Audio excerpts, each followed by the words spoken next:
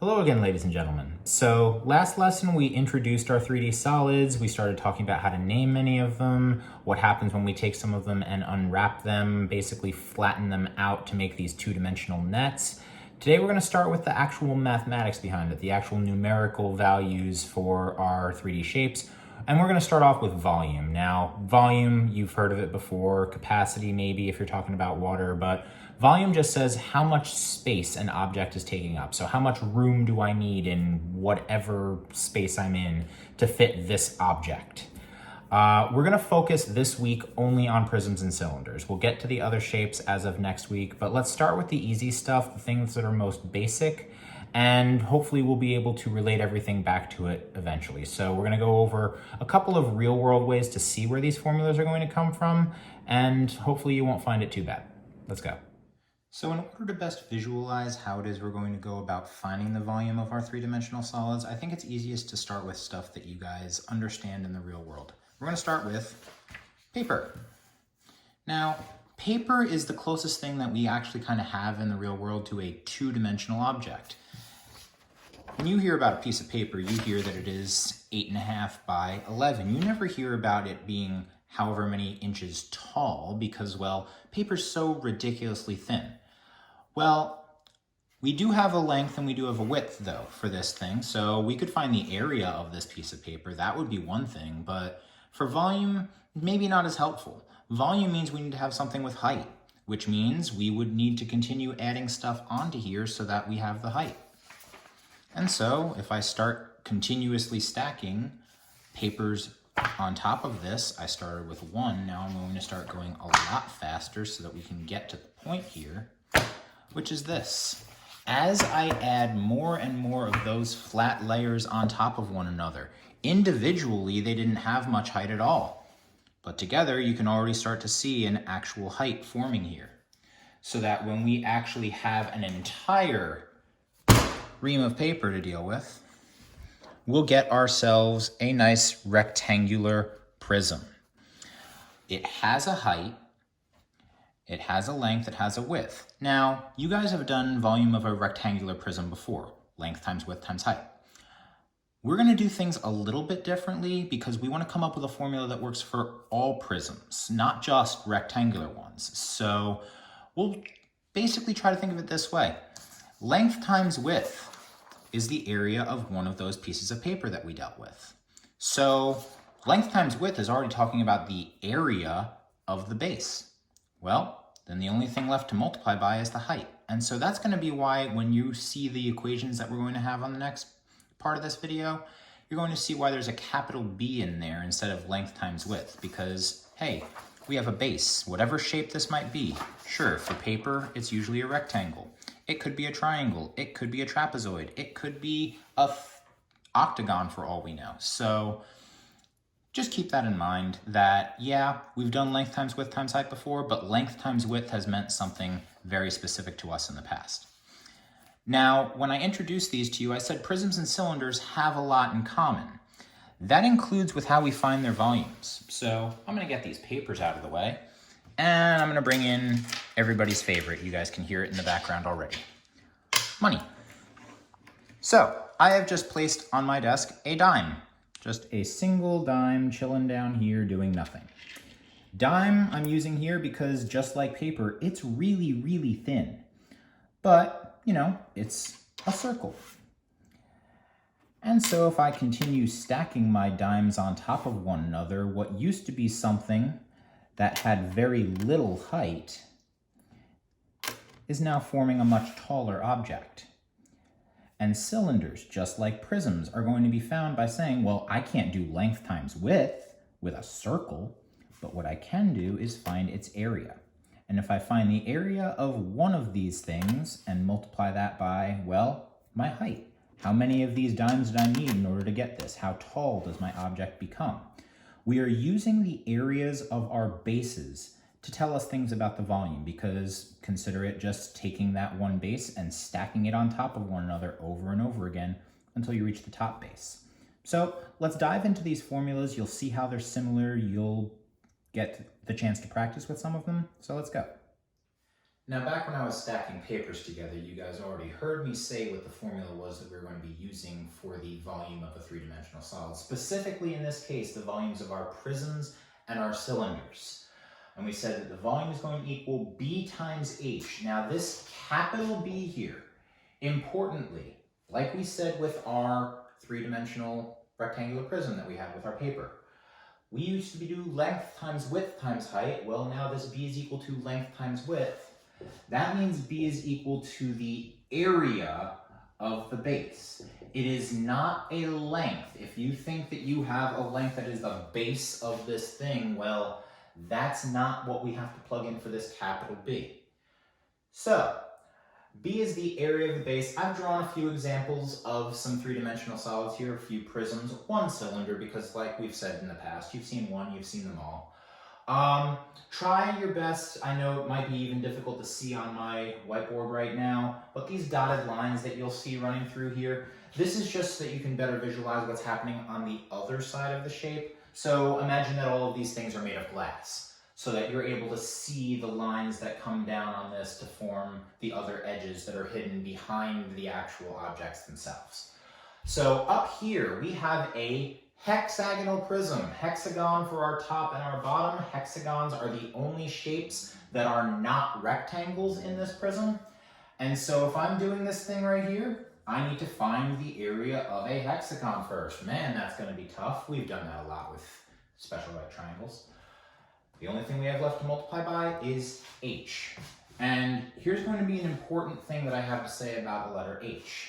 Yeah, it's the thing that we have left.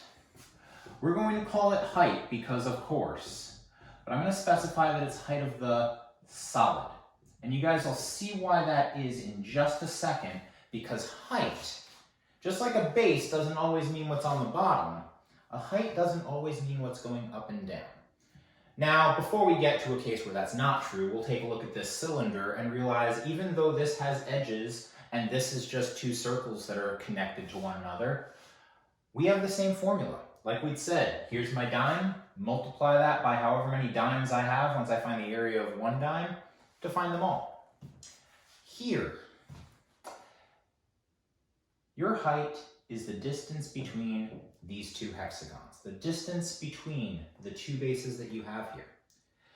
Down in this corner, you guys will see a triangular prism. Again, for prisms, if you have any sort of shape that is not a triangle, not a rectangle, then those would have to be the bases of this thing. So the bases of this triangular prism are this triangle out front and this triangle in the back. The height of this solid does not go here. The height of your solid connects your two bases together. The height of your solid is a distance that is not part of your base. This line right here in our hexagonal prism, that connected the two hexagons, but it's only on these rectangles that I see over on this side. The height of this triangle, sure, would be from here to here, but the height of the solid, that's this piece. The distance between your two bases, how far apart the first and second bases are. Again, we're used to seeing top and bottom, and if I could take this object and stand it on end so that the triangles are actually on the top and bottom, maybe that's easier to visualize, but not all objects are going to look like that. So again, area of the base, we'll do our 1/2 base times height and do what we need to do to find these blue things, but this height, that's going to be something that either you're given or we'll go over how you would actually work backwards to find that if it's something you don't know. Last thing I want to mention is this rectangular prism over here. Now, why would I put that last? We just talked about that with the paper. Remember what we had said on the first day of 3D solids about a rectangular prism and where the bases of that prism are. We've said the bases of a prism are whatever shapes aren't rectangles. Every shape's a rectangle here, so clearly rectangles need to be the bases of our shape. Which rectangles we pick as the bases will determine which heights we're going to use. So I'm going to try to do this in two different colors so that you guys can see it. But let's start with the front and the back. If I say here is the front of my prism and back here for the back of my prism, these two parallel faces, like so, are my two bases, then my height can't be a side length of this rectangle, can't be a side length of this rectangle. The only one that's left is right here. So this would be the height of this prism. Even though it's not up and down, it would still be our height. And now, I, again, will try to do this as best I can, but now we'll talk about what happens if we choose these two faces to be our bases, the left and the right rectangles in our prism. Well, if this and this are my bases, then this rectangle, which almost looks like it could be a square if we were to like visualize this two-dimensionally, and this one over here, I need to know about the height that connects them. And so if I'm using the two blue shapes as my bases, my height changes. My height is now the distance across. Obviously, if I went like this hexagonal prism and said top and bottom, then yeah, your height is going up and down as you're used to. But depending on how the shape is turned, your height can be in all kinds of different places. So that's something important to watch out for when we start to get into these examples.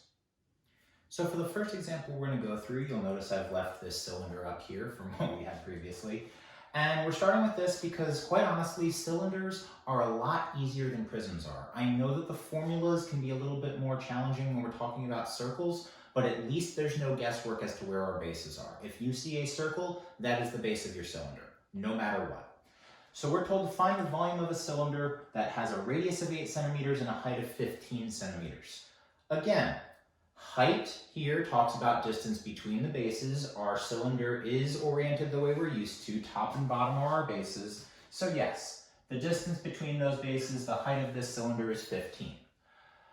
It has a radius of 8. Well, when we say what the radius of a cylinder is, you guys know where to look for that, right? The radius of a circle is going to be present as well. So, hey, that's 8 centimeters. And we have to go in and find this thing. So one more time, that volume formula is the area of the base times the height. We already know what number is going to go here. We're going to multiply something by 15. We just don't know what yet. Because we still have to go in and find that capital B, the area of the base. And our base is a circle. You guys totally remember how to find the area of a circle, pi r squared. Again, we have the radius, we have the area. So this circle that we are looking for, that's now our B. The area of our base is equal to pi r squared. Yeah, we're going to take that 64, we're going to leave it in front of the pi, don't multiply by pi, because I didn't write this word down, but it's on your papers. The exact volume means I don't want to know this as 3.14159, whatever. I just want to leave this pi symbol here so that I have a lot easier numbers to deal with. The volume of this thing is whatever I'm going to get when I multiply 64 times 15. And that's it. Once we do 64 times 15, we're done. That's 960. You still have a pi that you need to put as your exact answer. Again, if I'd asked you for approximate, go ahead and type this into a calculator, give me that lovely decimal, it's around 3,000. But there's one thing left that we have to make sure that we're doing correctly, and that's our units. We are talking about volume. We're not finding the area of a two-dimensional object, we're finding the amount of space inside a three-dimensional object. And so since it's a three-dimensional object, I'm not going to say this is centimeters or centimeters squared. I'm going to say that this is centimeters cubed, cubic centimeters. Whenever you have a volume, no matter what kind of shape that we are dealing with, you will always have to use cubic units to find that volume. So again, circles are pretty straightforward, especially if we're given the proper amount of information. Of course, we'll get into a couple of examples in a minute where it's a little bit more complex, and one where I tell you what the volume is and we have to work backwards to find some other piece. So it's time for us to step up the difficulty level that we're about to do here. Now, I'm going to tell you guys this is a much more complex problem than you're going to have on any of the assignments that you have through IXL for homework. So Hooray, we can do this one together. See how it works with a shape that's not exactly what we're used to, not as simple as our cylinders or our rectangular prisms, but how we can still use our formulas to find our volumes. So we're told that the bases of this prism are equilateral triangles. Well, before we get any further, let's go ahead and put in all the information that we know about that. An equilateral triangle, of course, has three sides that are the same. So I go to my triangular bases and I'm like, oh, that's 6. Well, I guess this one's 6, and I guess this one's going to be 6 as well. Cool, great. How's that going to help us? Well, our goal is to find the volume of this thing, and we need to find the area of the base times the height. The good news is we already know one of these things. We already know the height of this prism.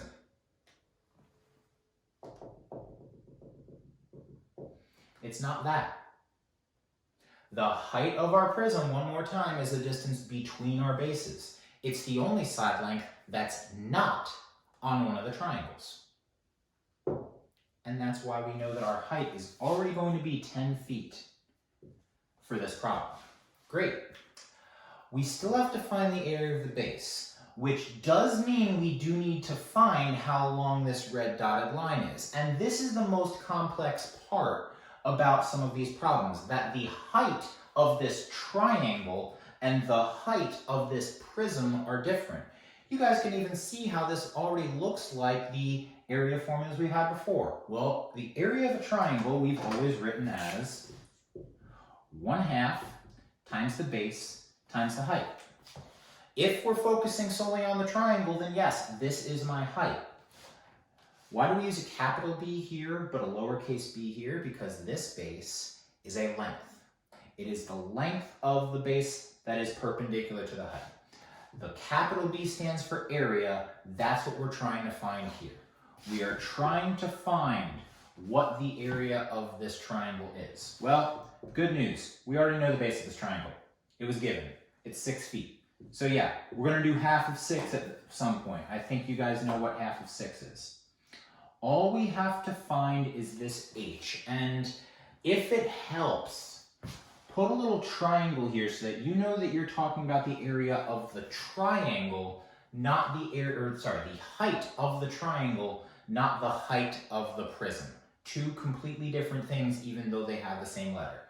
Yes, like I said, this is more challenging. So the only thing we have left to do is find this thing. And whenever you're working with prisms, whenever you're dealing with bases that are not easy shapes like rectangles are, I will highly suggest that you take that base and sketch it out as a two-dimensional object. Ignore all of the 3D stuff that's going on around it and say, I just want to talk about an equilateral triangle real quick. Cool. I know this is 6, I know this is 6, I know this is 6. My goal is to find how long this dotted line is. Well, you guys know what happens when you split an equilateral triangle down the middle, don't you? You have symmetry, which means you have the same amount on the left as you do on the right, and half of 6 means we have 3. The only thing we have left to find is what the height of this triangle is, and you've got 2 options available to you. One of them is to use Pythagorean theorem. 3 squared plus h squared equals 6 squared. Solve for h, you'll see what it is. We're asked for exact, so we might not get a perfect square to come out here. We would have to either leave it as its radical or simplify that radical. If Pythagorean theorem and simplifying radicals is not your jam, though, we have another way that we can approach this problem as well.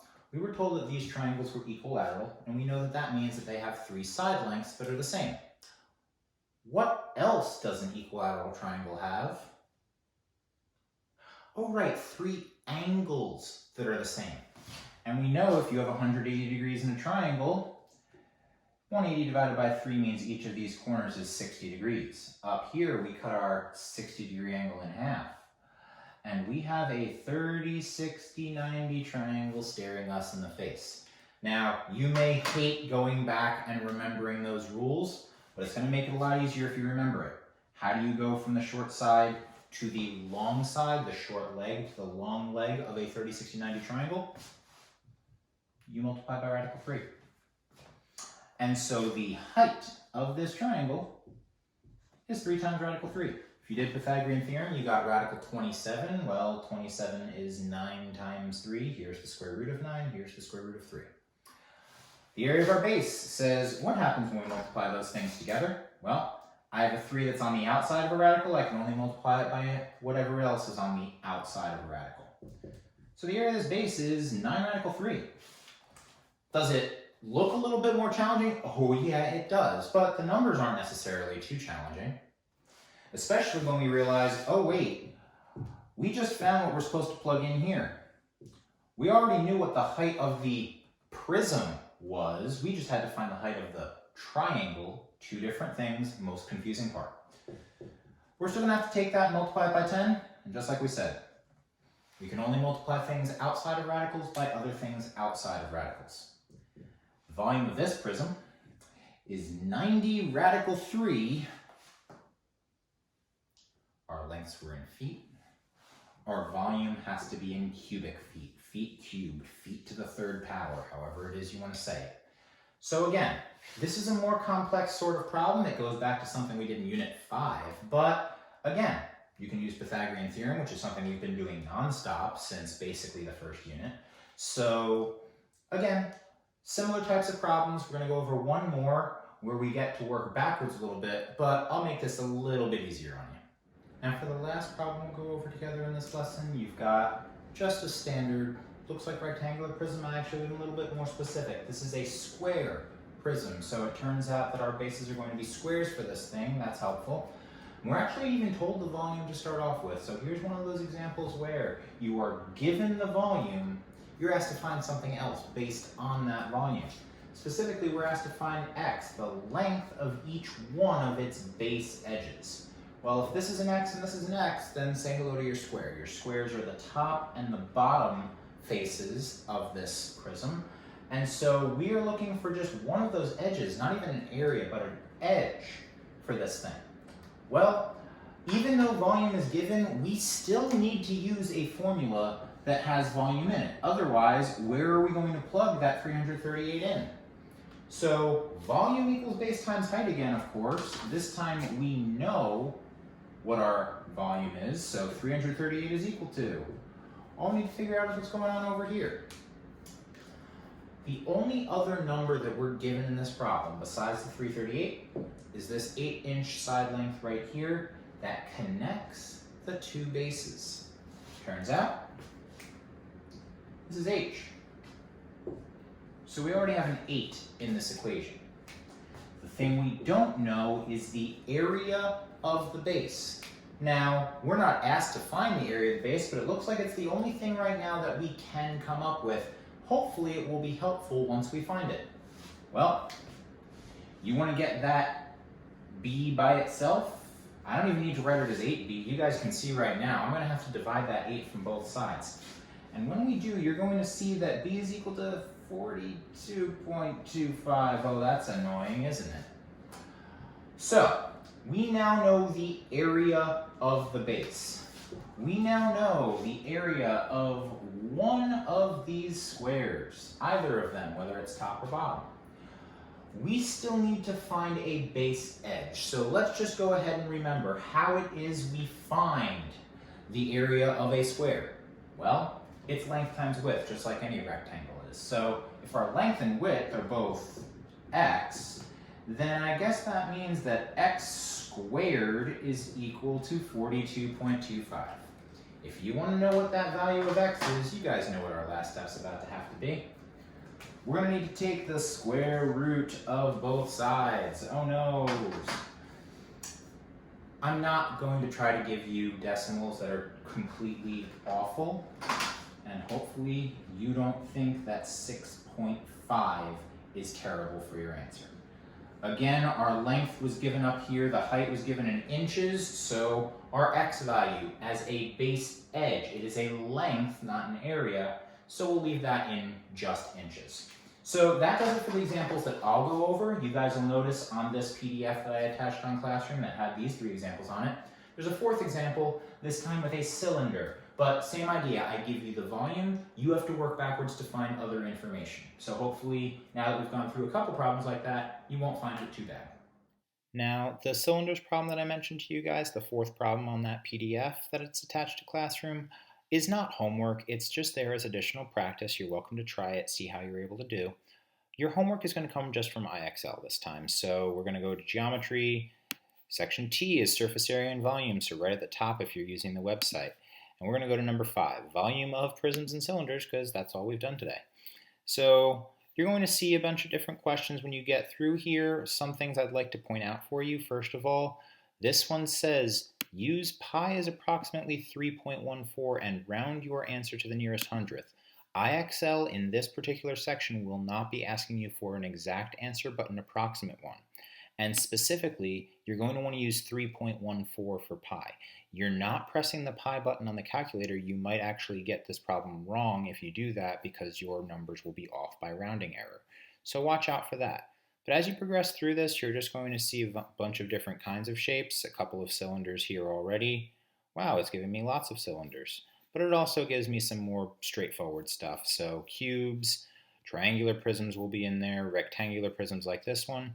The only times it will start to get a little bit more complex are, like we said, the problems where you are given volume of these prisms and you have to find some piece of it, or volume of a cylinder and you'll have to find a radius, a height, something like that. So those are the times when you'd have to work backwards. The good news is you don't even have to worry about units. It will always tell you what units you have. Your goal is just to find what that value has to be. So again, your goal is to reach an 80 SMART score in IXL in order to earn full credit on this, and it's the only section that we have for homework. So best of luck, guys, and take care.